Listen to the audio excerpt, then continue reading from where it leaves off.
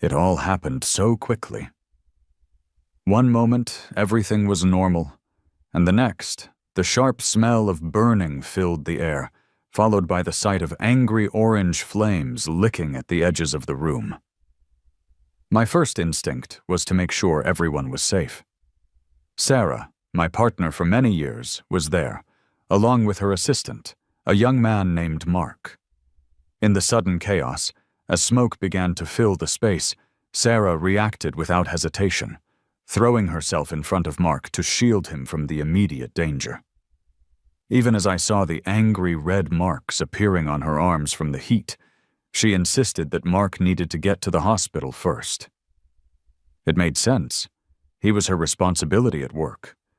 But amidst the thick, acrid smoke that stung my eyes and choked my lungs, I lost consciousness, collapsing onto the floor. The next thing I knew, everything went black. I woke up in the stark, clinical environment of the intensive care unit. The rhythmic beeping of machines was the first sound I registered. A nurse told me I had been out for a month. A whole month of my life had vanished into a blur of pain and unconsciousness. It was a slow, arduous journey back to reality, each breath a struggle, each movement a reminder of my body's fragility. When I finally opened my eyes and could focus properly, my first thought was to reach for my phone. There was a message from Sarah. It wasn't a question about my well-being, not a simple, "I'm so glad you're awake." It was a request, an instruction. She wrote that Mark had also been hospitalized these past few days, and she wanted me to make him his favorite soup and bring it over to him. A cold weight settled in my chest. In that moment, lying weak and vulnerable in a hospital bed, I saw Sarah with a clarity that had eluded me for so long. The day I was finally discharged from the hospital, my eyes still sensitive and red from the smoke, I made 2 phone calls. The first was to the fertility clinic to cancel our upcoming IVF appointment, something we had been planning for months. The second was to an airline to book a flight abroad, leaving in just 3 days. A sense of finality washed over me as I confirmed the booking. Back home, a palpable distance grew between Sarah and me. We moved around each other in our shared space like polite strangers, our lives suddenly on separate trajectories. Just as the confirmation text for my flight purchase arrived on my phone, Sarah called me. Her voice was sharp, laced with accusation. "Ben, what did you buy that cost so much? Do you think money just appears out of thin air? Everything about IVF is expensive. Do you even still want to have a child or not?" Faced with her immediate interrogation, a strange sense of calm settled over me. I had just spent a month fighting for my life in a hospital bed, and she hadn't even bothered to call and check on me. Now, the moment I spent a couple of $1,000 on a plane ticket for myself, she was quick to reprimand me. Standing at the entrance of the hospital where I had just been released, I took a deep breath and said, my voice steady despite the turmoil inside, "Yeah, I don't want to do IVF anymore." There was a brief pause on the other end of the line, a moment of silence. Then Sarah laughed, a short, sarcastic sound that held no real amusement. "Oh, so you're throwing a tantrum now, are you?" she said dismissively. "It's just a bowl of soup for Mark. Why are you making such a big deal out of it? He's young and capable. He helps me so much at work. Look at you. You're not exactly 18 anymore." Her words, though delivered with a casual, almost bored tone, still felt like tiny shards of glass piercing my skin. Before, I would have become flustered, tried to explain my feelings, to justify my actions. But seeing her rush to protect Mark from the fire, without even a fleeting glance in my direction as I lay unconscious in the smoke, something fundamental within me had shifted. A part of me had gone numb. Thanks to Sarah's offhand remark, a memory surfaced, clear and sharp. She and Mark had been close since they were teenagers, around 18 years old. That was 12 years ago. 12 years in which they had always seemed ready and willing to start a family. But for some reason, Sarah had never been able to conceive. We had tried IVF, gone through the emotional and physical roller coaster of appointments and treatments, yet she would always find reasons to cancel, often without even discussing it with me beforehand. Now, a cold, hard realization dawned upon me. Perhaps even fate itself was trying to tell me that Sarah and I were not meant to build a future together. I hung up the phone, the abrupt click echoing in the sudden silence. With a heavy heart, I walked over to the bedside table and picked up my wedding ring and the small, dried-up bouquet of flowers from our wedding. Without looking at them, I dropped them into the waste bin, a symbolic gesture of letting go. During the entire month I spent in the hospital, Sarah hadn't visited me even once. A few days after the fire, a small vase of red roses had been delivered, along with a card. The words written inside were simple. "Love you as before." For a brief moment, a flicker of something resembling warmth had stirred within me. But then I happened to see Sarah's latest post on social media. It was a picture of Mark standing amidst a breathtaking display of what looked like 1,000 red roses, a wide, genuine smile lighting up his face. The caption read, "Thanks to the best CEO for the get well gift and for taking such good care of me these past weeks." Just a moment later, Sarah had commented below the picture, "It's only right to take care of you. Seeing you in pain broke my heart too. Too bad the card got lost. I'll write you a proper letter next time." The pieces clicked into place with a sickening certainty. The words on the card I received, the roses that had been sent to my room, they were leftovers, a mere afterthought from a much grander gesture meant for Mark. And my place in Sarah's heart was clearly just as insignificant and disposable. A taxi pulled up outside our house just as Sarah was heading out the door. Seeing me getting out of the car with luggage in hand, her face immediately hardened into a scowl. "Ben? Where on earth have you been this past month? The house is a mess, and you haven't even bothered to clean up. You don't want to work, and now I have to do all the chores too?" I was about to ask if she had somehow forgotten that I had been at the fire scene as well, that I had just spent the last month recovering in the hospital, when her phone rang. It was Mark. "Sarah, where are you? I miss you." The moment she answered, Sarah's entire demeanor shifted. Her face softened, and a genuine, warm smile spread across her lips. She walked out onto the porch, her voice light and cheerful as she spoke to him, reminding me to clean up the house as she went. Even as she walked away, her happy laughter drifted back into the quiet street. My hand instinctively clenched into a tight fist.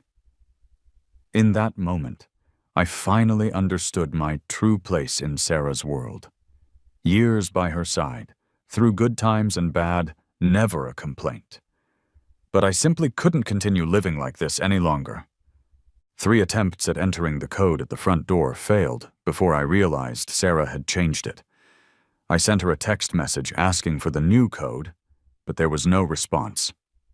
In the biting cold of the evening, I stood outside for 3 long hours until she finally returned. Her voice was laced with irritation as she rattled off the new code. 1024. If you can't even remember that, maybe you shouldn't come back. I don't have time for your problems. Only when she said the numbers did I realize their significance. It was Mark's birthday. I remembered because when Sarah had posted a picture of them celebrating his birthday a few years ago, Sarah and I had had a huge argument. I had felt hurt by her constant prioritizing of Mark, and we hadn't spoken for 3 days afterward. How utterly ridiculous. Over 10 years I had lived in this house, and not a single number related to me was part of the code. Yet, in the relatively short time she had known Mark, she had given him something I had always longed for, a significant and meaningful place in her life. 2.5 days left until my flight. Returning inside the house, I opened a suitcase and began to pack my few belongings. The closet was overflowing with Sarah's clothes, taking up the vast majority of the space. I realized then how little room my own things occupied. I used to be so careful with money, always saving for our future, for her dreams. In the winter, I would even forego buying myself a new coat to save a little extra. But later, I had discovered that all that saved money had somehow found its way to Mark. With a sigh that carried the weight of years of unspoken disappointments, I folded my small pile of clothes and placed them carefully into the suitcase. A text message from Sarah popped up on my phone. "I booked the IVF appointment for tomorrow morning. Make sure you get enough rest tonight. Stop acting like the world owes you something this time, and just make it work. I'm starting to think you're the one who can't get pregnant." I replied with a simple, "Got it," offering no further explanation. After all, I had already canceled the appointment, and I would be leaving the country soon. Whether or not she could have a baby now was no longer my concern. After tidying up the few things that were mine, I suddenly remembered the IVF consent forms and other documents in the nightstand drawer. I picked them up for a quick look, a sense of morbid curiosity washing over me. That's when I noticed a few condoms missing from the box. I distinctly remembered Sarah buying them a while ago, and we hadn't used any since we had been struggling to conceive. Sarah had always seemed to believe that the problem lay with me, and over time, she had lost almost all interest in any kind of intimacy. I opened my phone and scrolled through Sarah's social media. Sure enough, I found a picture she had posted just yesterday. It was a casual shot of Mark sitting on our living room couch, looking completely at home. A wave of nausea washed over me. Driven by a strange, unsettling urge, I rummaged through the bedroom trash can. Finally, at the very bottom, hidden beneath tissues and other discarded items, I found the undeniable evidence. Used condoms, clearly for 2 people. I collapsed onto the floor, the reality of the situation hitting me with the force of a physical blow. My mind went blank, but my heart ached with a deep, quiet sorrow. I had initially hoped for a clean, amicable separation. Clearly, that was no longer an option. I picked up my phone and called the fertility clinic, telling them that I would not be attending any future IVF appointments. The staff member on the other end sounded surprised. "Are you sure about this, sir? If you don't come in, it will mean canceling the entire process. All the efforts and data we've collected will be lost. Are you absolutely certain you want to proceed with this?" Staring at the incriminating trash on the floor, I felt no hesitation whatsoever. "Yes," I said firmly. "I'm sure. Please cancel everything." Then I messaged my lawyer, instructing him to begin drafting the divorce papers immediately. Over a decade of feelings for Sarah seemed to evaporate in that moment, like smoke dissipating in the wind. Sarah didn't come home at all that night. So when I saw her sitting on the couch the next day, casually scrolling through her phone as if nothing unusual had happened, I was surprised. Sarah, noticing I was awake, looked up and said sarcastically, "Well, look who finally decided to get out of bed. It's almost noon. Anyone would think I married a complete slob. Look at Mark. He's been up for hours, already working hard. You're so incredibly lazy." A small, humorless laugh escaped my lips. I used to wake up early every single morning to make her breakfast before she went to work. And for just one day of sleeping in, after everything that had happened, she still felt the need to insult me. Before, her words would have instantly ignited a fire of anger within me, but now I simply walked past her, ignoring whatever she said. Sarah seemed taken aback by my indifference, and her face darkened briefly before she spoke again. After I had showered and gotten dressed, she gestured for me to sit beside her on the couch. Her expression was unreadable, almost hesitant, yet she remained silent. I frowned slightly, feeling a growing sense of annoyance, and finally asked, "What do you want to say?" Sarah finally broke the silence. "I can't make it to the IVF appointment this afternoon." Without even thinking, the words just tumbled out of my mouth. It's fine anyway. I already canceled it. Her attendance, or lack thereof, simply didn't matter to me anymore. Sarah looked briefly stunned by my response. I didn't need to guess what she was thinking. Before, any mention of canceling an appointment would have led to a heated argument, filled with her excuses and my frustrations. But now, all she got was my complete and utter indifference. "Fine," she said, her voice flat and devoid of emotion. Sarah leaned closer, almost disbelievingly asking, "You're not even mad?" I chuckled lightly, genuinely confused as to why I should be angry. I simply didn't love her anymore, so what was the point of getting upset? I simply nodded in response. Sarah seemed somewhat satisfied by my lack of reaction and patted my head patronizingly, a gesture that now filled me with disgust, making me instinctively turn away. Obliviously, she continued, "You should always be like this. Getting upset over every little thing is so exhausting. Honestly, only I could put up with you. Anyone else would have gone completely mad by now." I looked down silently at my phone, browsed through travel guides, offering no response. As she finished her sentence, I merely said, "Got it?" Then quickly got dressed and headed out of the house. The lawyer had just informed me via text message that the divorce papers were ready for me to pick up. Initially, I had planned to spend the day resting and pick up the divorce papers tomorrow. But with Sarah back in the house, her presence felt suffocating, and I felt a restless urge to just get things moving. The cafe where I was meeting my lawyer was conveniently located nearby. After retrieving the stack of official-looking documents, Sarah soon texted me, her message appearing on my phone screen. Like always, she was asking what she should cook for dinner that night. Normally, I would have rushed out to the grocery store to buy whatever ingredients she requested. Sarah had very specific tastes, quite different from my own. She disliked onions and cilantro, two ingredients I particularly enjoyed. But if she didn't like them, they never made an appearance in my cooking. Yet now, with the divorce papers safely tucked away in my bag, I found myself at the grocery store, instinctively grabbing all the things I liked, without a second thought for her preferences. By the time I returned from the store, the sky outside was dark. As I opened the front door, I was immediately met with the sound of laughter.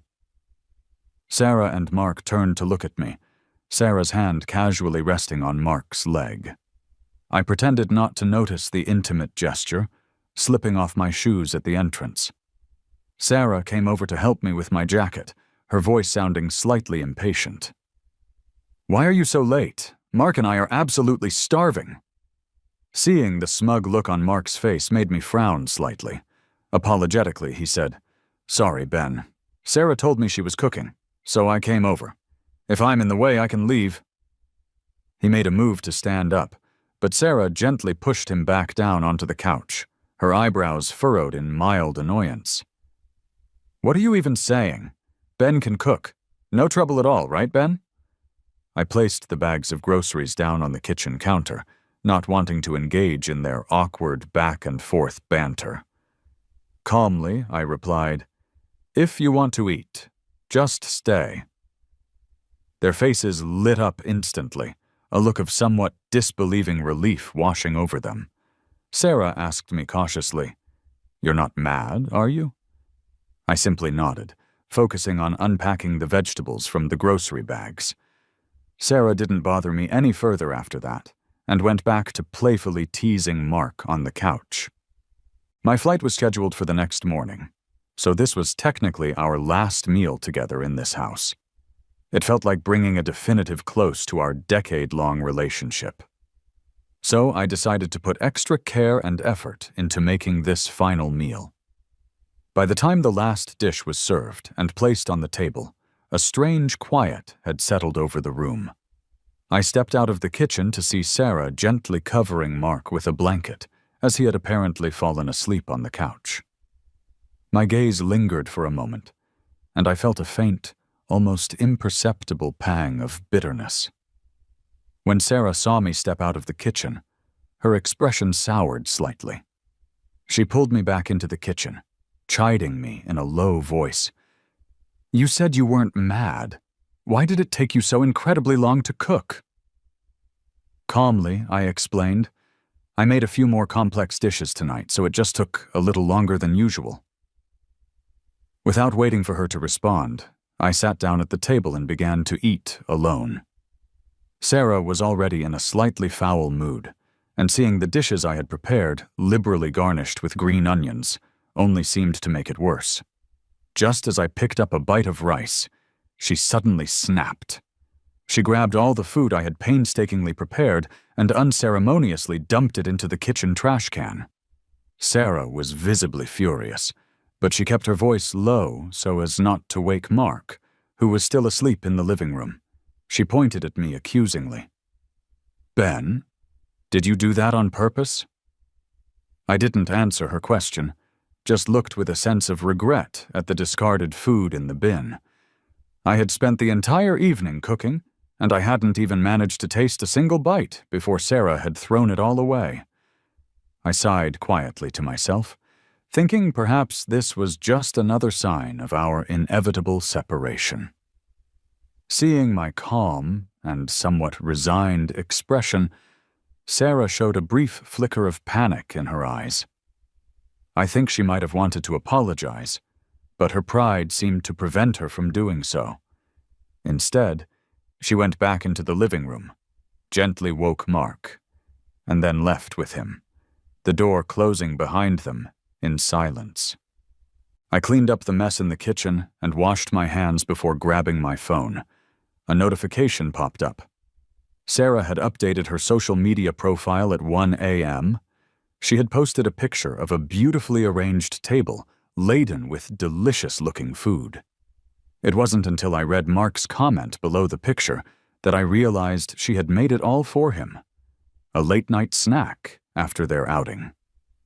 I chuckled bitterly to myself, and a few stray tears started to fall down my cheeks as I finished cleaning up the remnants of our last meal together. I quickly wiped them away, but my cheeks already felt damp. It was funny how it didn't really feel like I loved her anymore, yet it still managed to sting. The next morning, I left the stack of divorce papers in plain sight on the kitchen table. On top of them, I placed a short note that read, "I have no regrets about loving you all these years. I've canceled the IVF. Don't try to find me. Goodbye for good." Just as I finished writing the last word, I received a message from Sarah. She apologized, saying, "I was wrong last night. I've been neglecting you these past few days. I'll cook tonight and make it all up to you, okay?" With a sarcastic laugh that held no real humor, I ignored the message and turned off my phone. Then, grabbing my luggage, I walked out of the house and headed to the airport, boarding a plane that would take me far away. The few hours spent on the plane were enough time for a flood of memories from the past decade to resurface. The more I thought about it, the more the younger version of myself seemed naive and almost pathetic. In the early years of our relationship, I had moved to her city, leaving behind everything I knew. Aside from her, I knew absolutely no one. So when she asked me to take care of things at home so she could focus on starting her own business, I had agreed without any hesitation. When her business eventually failed, I didn't even think twice before giving her a significant portion of my savings, $200,000, to help her get back on her feet. But as her company grew and became successful, she seemed to completely forget about my sacrifices and often criticized me for doing nothing around the house. She would constantly praise Mark for all the help and support he provided, both professionally and personally. At the time, her words had made me feel small and insignificant, like I wasn't contributing enough. As Sarah and Mark's bond seemed to deepen over the years, I had developed a constant fear of being left alone, so I had pretended not to notice the subtle shifts in their dynamic, the way they looked at each other, the little inside jokes. Painful memories surfaced and gnawed at my heart, leaving behind a dull ache of sorrow and regret. It wasn't until the plane finally touched down on the runway that I managed to pull myself out of the swirling vortex of memories. Sarah probably thought I would stay at home, moping and waiting for her to come back and cook me dinner, as if nothing had changed. But in reality, I was already in Finland, a world away from her. Once I was off the plane and had collected my luggage, I turned on my phone. Immediately, a barrage of messages flooded in from Sarah. She kept calling, leaving angry voicemails, demanding to know where I was and why I had left. Even Mark had sent me a text message, scolding me for my behavior towards Sarah. I glanced at the messages, a cold, humorless laugh escaping my lips. Then, without a second thought, I blocked both their numbers. I wasn't planning on staying in Finland for very long, just a few days to clear my head, so I did some quick research online and found a small, cozy lodge run by people who had emigrated from back home. As I hailed a taxi from the airport, I felt a sense of warmth and familiarity, like I was already closer to home, even before arriving at the lodge. But there was a slight hiccup. Having just arrived in a new country, I hadn't yet had the chance to exchange any of my money into the local currency. Feeling slightly awkward and unsure of what to do, I stood outside the lodge, my luggage beside me. A young woman who was checking in at the reception desk noticed my predicament. Speaking fluent Finnish, she quickly explained the situation to the taxi driver and then generously paid for my ride. Feeling incredibly grateful, I pulled out my phone, intending to repay her immediately. When I looked up to thank her properly, I realized with a jolt of surprise that she was Mandy, the lawyer who had so efficiently drafted my divorce papers. "Mandy, what are you doing here?" I asked, genuinely surprised. She seemed to recognize me and laughed. "Oh, hi, Ben. After months of intense work on a big case, I just needed to get away for a little break." I nodded in understanding. As we walked into the lodge together, I noticed that she was also traveling alone. Just as I was about to say something, Mandy turned to me and asked with a friendly smile, "Well, since we're both here and clearly have some time on our hands, how about we grab some dinner together?" Shyly, I nodded and said, "Sure, that sounds nice." Just as Mandy was about to say something else, my phone suddenly rang, displaying an unfamiliar number. Apologizing, I stepped into a quiet corner of the lobby to take the call. It was Sarah on the other end, using a different phone number, no doubt. I listened silently, a wave of weary exasperation washing over me, as Sarah's angry voice surged through the phone. "Ben, why are you always so moody? What is going on this time? Just because I didn't go with you for that last IVF appointment, you're really going to go through with this divorce?"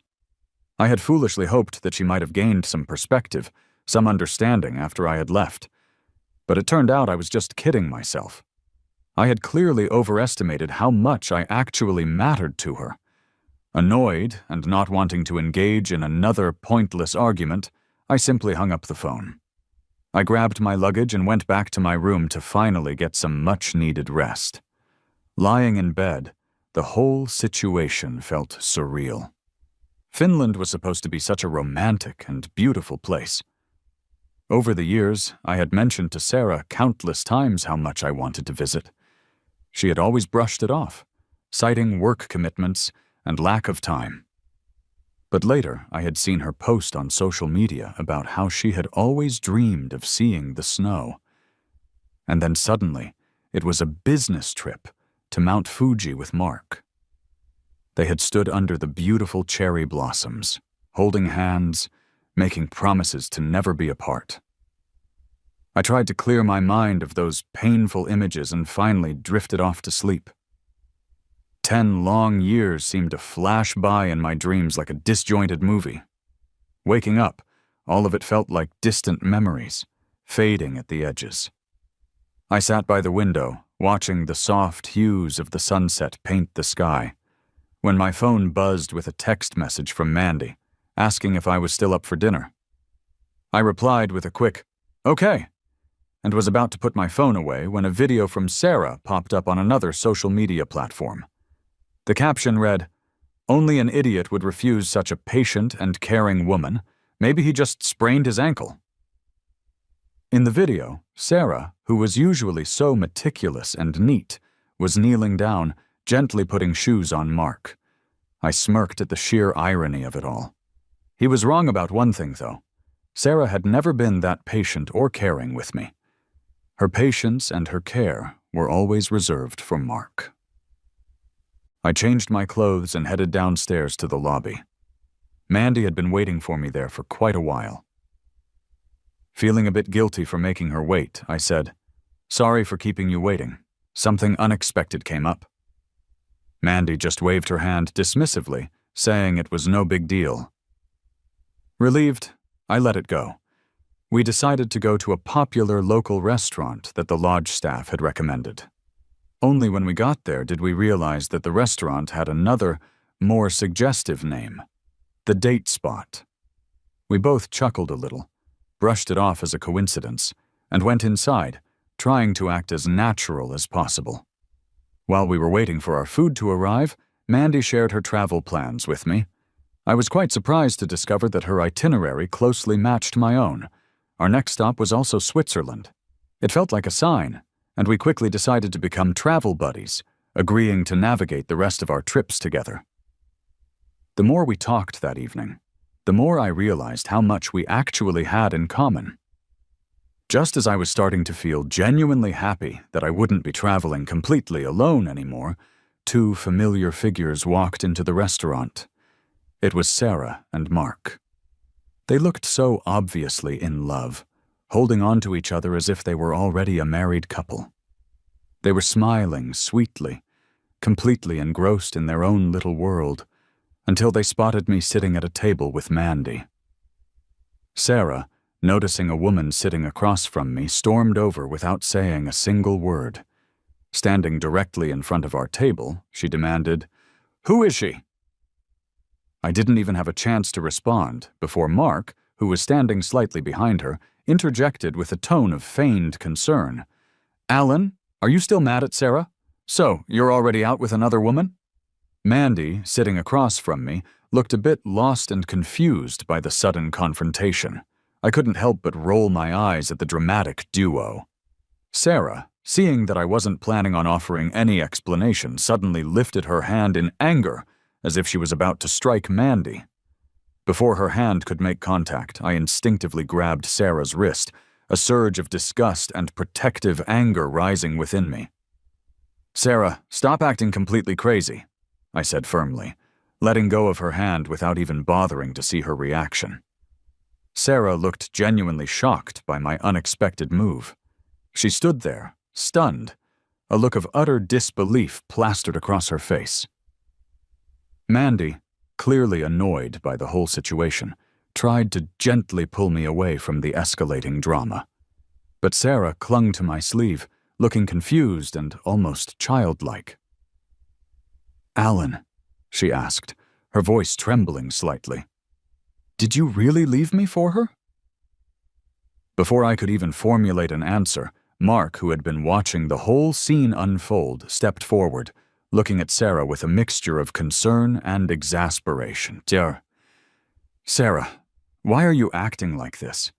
Didn't you say you'd be with me once you finally divorced him?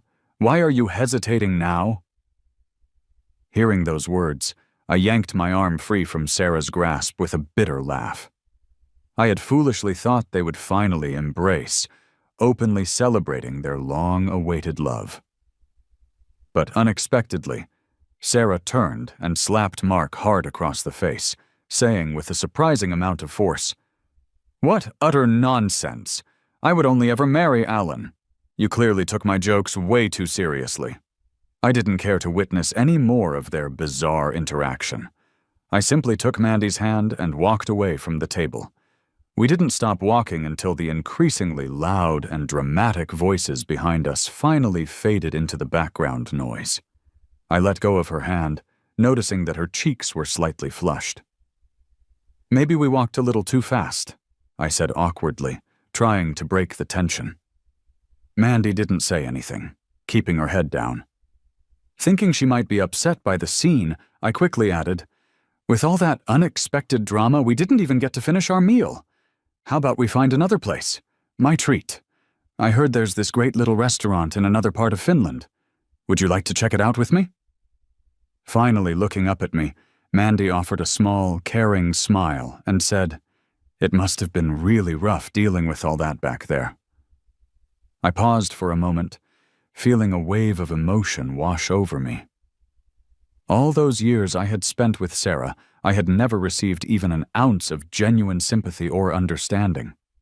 Yet, this woman I had only known for a few days seemed genuinely concerned for my well-being.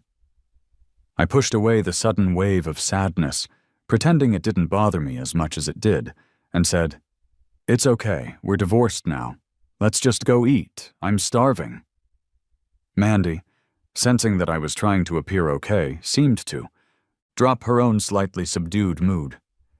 She playfully grabbed my sleeve and led me towards the exit, chattering about random things to cheer me up. It was a feeling I had never truly experienced with Sarah. My heart felt a warmth I hadn't felt in a long time. After a pleasant dinner at a quieter restaurant, we headed back to the inn together.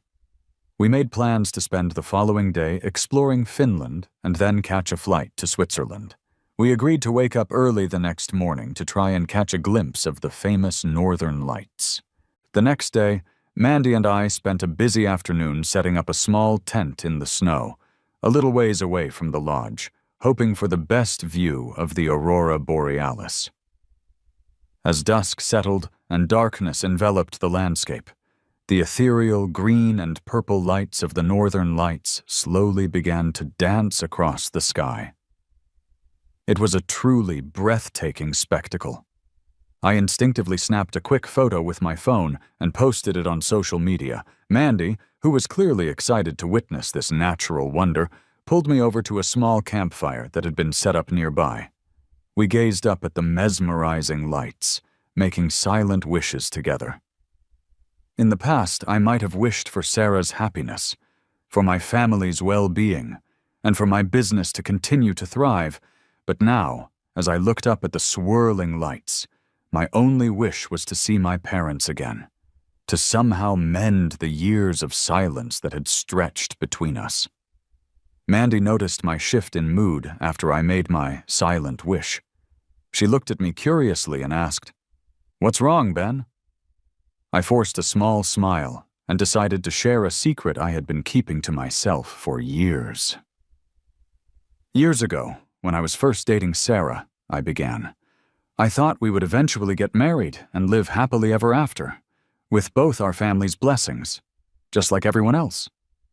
But on the day we were supposed to meet her parents for the first time, my mom pulled me aside, looking really worried. She told me I won't agree to this marriage. I was completely puzzled and asked her why. She hesitated for a moment and finally said, "Your astrology signs don't match, and that girl doesn't seem to like you very much anyway."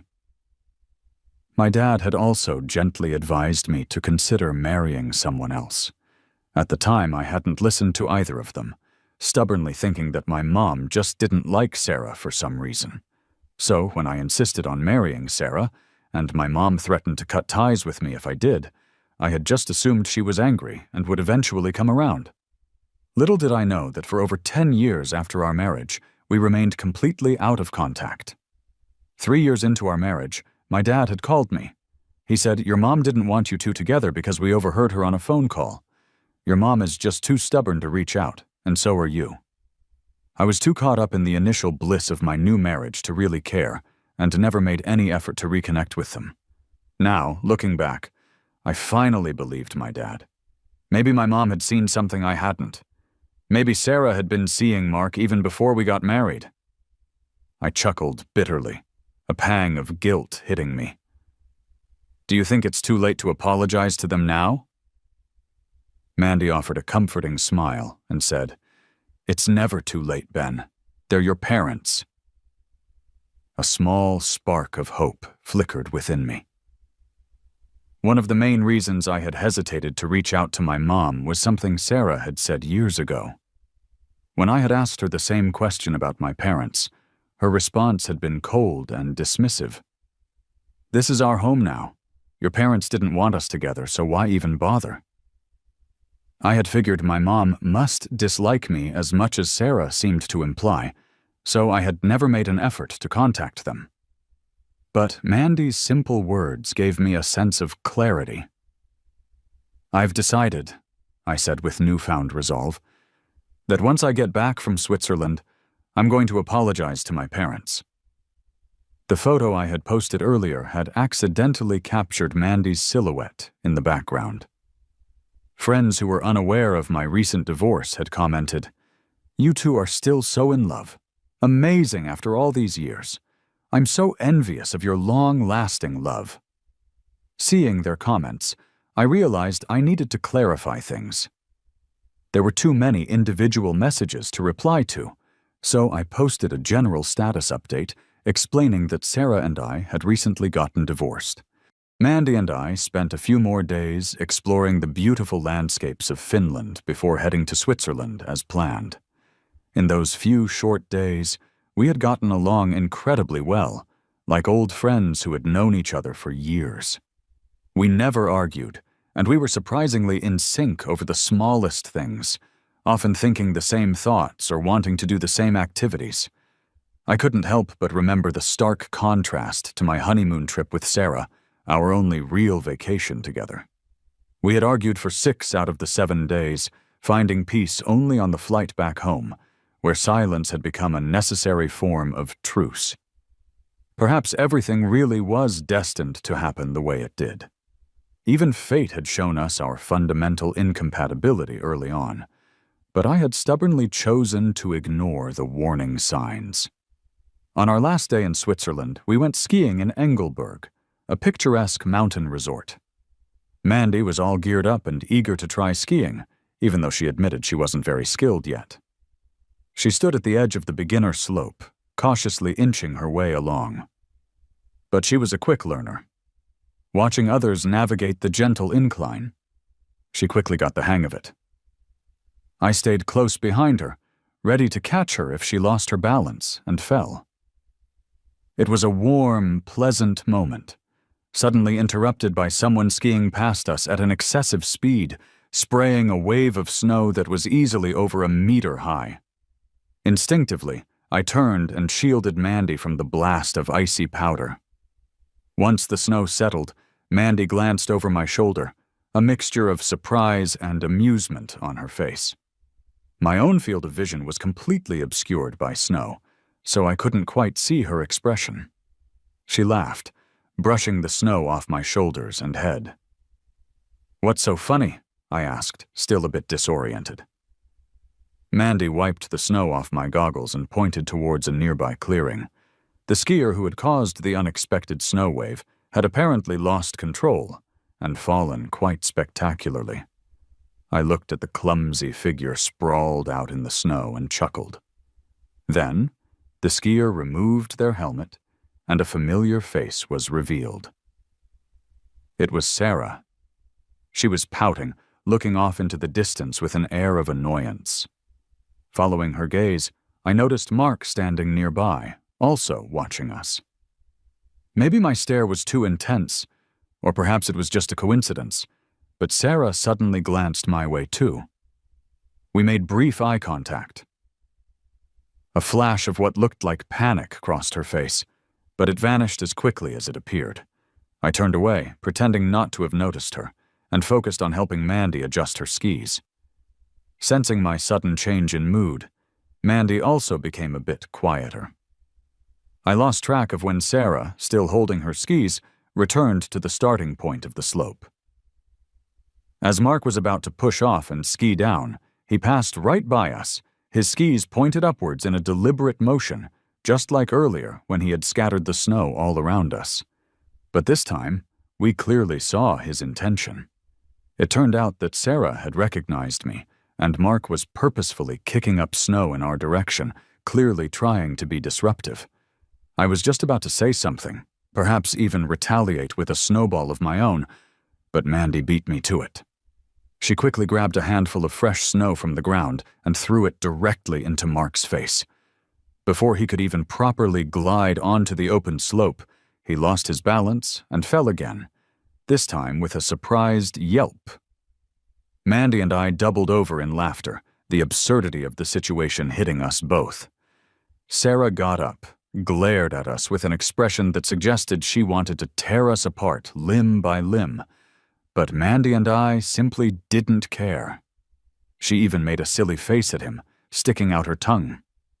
Sarah apparently couldn't take it anymore and stomped over to Mandy, her face contorted in anger. "Aren't you going way too far with this? Is this how you blatantly bully people?" Mark followed closely behind Sarah. Instinctively, I pulled Mandy slightly behind me, stepping forward to block Sarah's path. I knew Mandy had thrown the snowball in my defense, so when Sarah started to confront her, I felt the need to step in. Seeing my protective move, Sarah's eyes seemed to turn a bit red, and her voice took on a pitiful tone. "Ben, why are you defending her?" I let out a short, sarcastic laugh and retorted, "Should I be defending you instead, Sarah?" Sarah pointed at me with a trembling hand, her voice rising in indignation. "Ben, we've been married for so long. How can you possibly take someone else's side over mine?" I impatiently reminded her, "Did you somehow forget that we are already divorced? Do I need to read you the divorce papers again?" Sarah was left speechless, her mouth slightly agape. Then, Mark suddenly interjected, his voice dripping with false righteousness. "Alan, it's bad enough that you treat Sarah like this, but why are you talking to Mandy that way? You've been with Sarah for years. Sneaking here to ski with someone else behind her back is one thing, but now you're blaming her? Have you no shame?" I underestimated Mark's audacity to twist the entire situation around. Dealing with these two pests, my patience was wearing thin incredibly fast. "If you care so much," I said, directing my words at Mark, "maybe you should try to keep her out of trouble, all right?" Mandy added from behind me, "Yeah, exactly." After that rather bizarre encounter, I took Mandy's hand, intending to find a quieter part of the ski resort where we could actually enjoy ourselves. I could hear Sarah yelling my name hopelessly from behind us. "Ben, have you really forgotten all the years we spent together?" I didn't turn back, simply replying over my shoulder, "You're right, I did." We continued walking, or rather skiing, until they were completely out of sight, and I finally let out a long, much-needed sigh. It's not like you can just erase so many years of shared memories, but these recent happy days with Mandy had definitely helped me push aside a lot of the lingering worries and doubts, making my decision to move on feel even more solid. Even though Sarah and I were in the same country traveling around after she had seen my divorce note, she hadn't made any real attempt to stop me. When we had run into each other, she had pretended to be sad and heartbroken, just to make a pathetic attempt at winning me back. Mandy, noticing my slightly pale face, offered a comforting smile and said with genuine admiration, "Do you realize how amazing you were just now? It takes real guts to finally say goodbye to your past. I honestly don't know if I could have done that."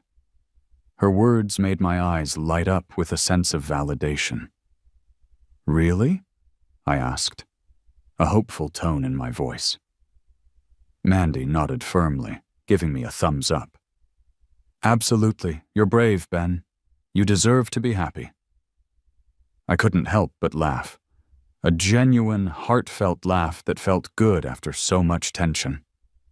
The dark mood I had been carrying around for so long instantly dissolved. I realized she was right. I was brave. After years of being with Sarah, being so used to each other even though I hadn't been truly happy, leaving her definitely took serious courage. And I had finally found it within myself. The short trip to Switzerland went by incredibly fast. Soon, Mandy and I were boarding the plane to head back home. We eventually went our separate ways once we landed in the same city. but we exchanged numbers and promised each other that we would go diving in the Maldives together when spring arrived. Even though we had just said goodbye at the airport, I was already looking forward to our next adventure. It seemed Sarah somehow knew I was back home. I had barely stepped off the plane and into the arrivals hall when I saw her standing there, waiting. I was a bit stunned for a moment, but quickly noticed that Mark wasn't with her. Seeing the question in my eyes, she quickly said, "I fired Mark. I'm completely done with having anything to do with him." I responded softly, a hint of surprise in my voice. "Oh," then added, "What's that got to do with me now?" Sarah hesitated for a moment, not getting angry as I had expected. She silently followed me as I walked towards the taxi stand and hailed a cab. Just then, she asked, her voice a little softer than before, "Ben, are you going to see your parents?" I didn't answer her question, but I think she understood what my silence meant. I didn't bother to engage with her any further. As I got into the back of the taxi, Sarah tried to get in after me, but I gently blocked her way. "Why are you following me home, Sarah?" I asked, shutting the car door before she could even reply. Running into them abroad had been annoying enough. I certainly didn't want her showing up at my place. In the taxi, I dozed off for a little while, but then I realized that Sarah's car was following us. I sighed in frustration, instructing the taxi driver to take a slightly longer, less direct route. Luckily, Sarah had only visited my actual home address once, so she wasn't entirely sure of the exact location. The taxi driver was good, and we managed to lose her car soon after we got closer to my parents' neighborhood. My heart started racing with a mixture of excitement and nervousness. It had been over a decade since I had last seen them. Would they even recognize me? The more I thought about it, the heavier the weight of guilt in my chest became. I didn't even know if they had noticed the small amounts of money I had been sending to their account over the years. As I was lost in my thoughts, the car stopped in front of their house. An elderly figure stood at the front door, gazing out into the distance with a hopeful look in her eyes. I got out of the car and realized it was my mother, whom I hadn't seen in so many years. Her eyesight wasn't as sharp as it used to be, but she recognized me the moment I stepped out of the taxi. She stood there at the door, a little overwhelmed, repeatedly wiping her hands on her clothes. My eyes instantly filled with tears, and one slipped down my cheek. I quickly stepped forward and hugged her tightly. "Mom," I said, my voice thick with emotion. She seemed stunned at first, just staring at me with wide eyes. But when I said that simple word, "Mom," she hugged me back just as tightly, her own tears starting to flow. Dad must have heard the commotion because he came out of the house too, calling my childhood nickname with excitement. We hugged each other and cried, a silent acknowledgement of the years that had passed.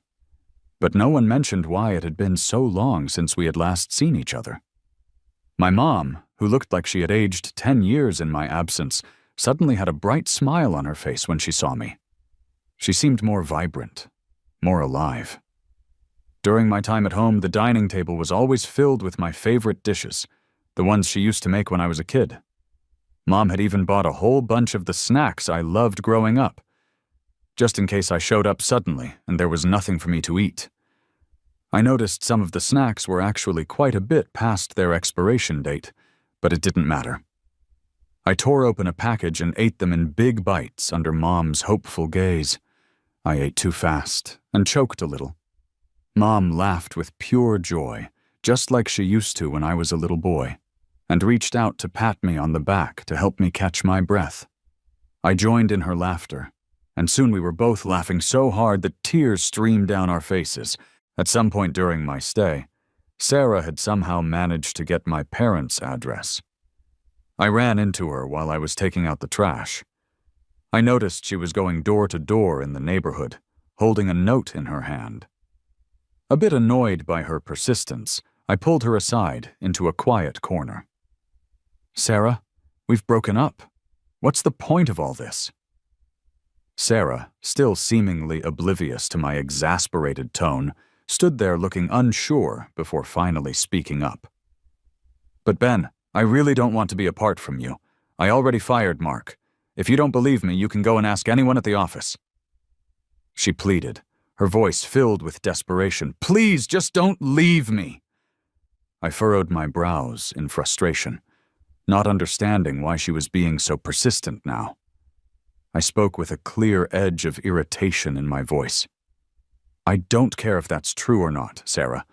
Don't you think saying all of this now feels incredibly fake? Saying you don't want to leave me now? What's the point of that? What about everything you did before?" Sarah looked genuinely stunned by my words and didn't respond for a long moment. I remembered her callous words from the past. "Others might be younger and more capable, helping me at work in ways you can't even imagine. But look at you. You're not exactly 18 anymore." Right after saying this, I turned to leave. Sarah tried to step forward and grab my hand, but she seemed to hesitate, unable to muster the courage. She watched me walk away, and then asked one last, almost whispered question. "Ben, do you really not love me anymore?" I stopped walking, but didn't turn back to face her.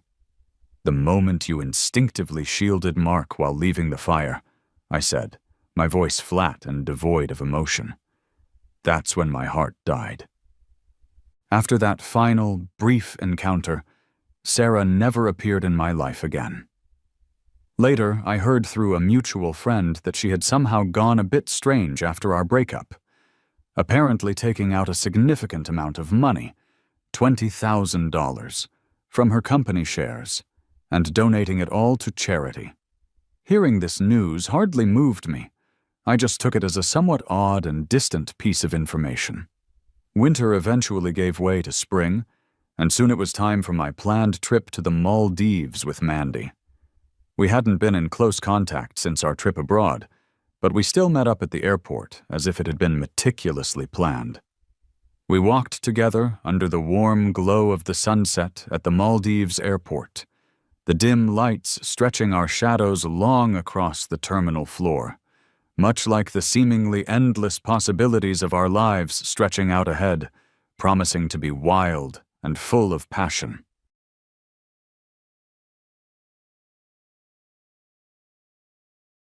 Enemy forces are on the brink of collapse. Finish them! The enemy have secured objective Alpha.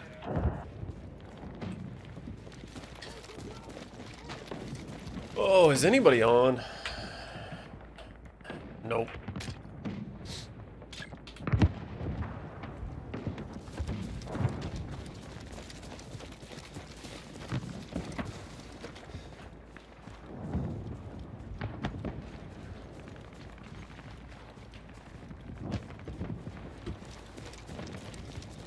All my friends have jobs and lives.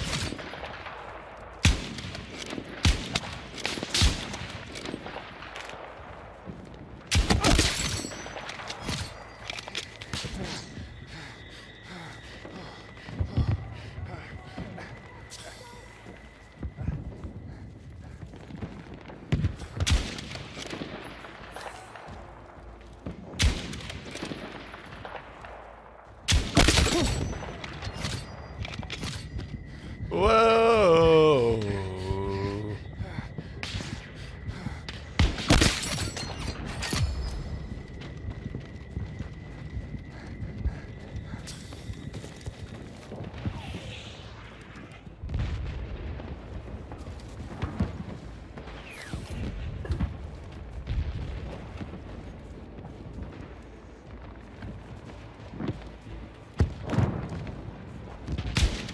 I could hook up my Azeron again and try playing with that.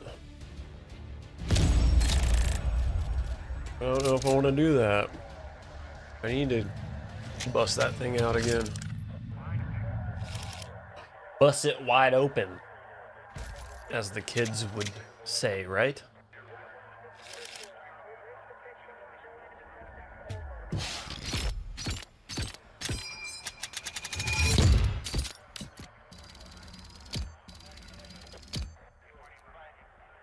I need a new game to play. I need a new game.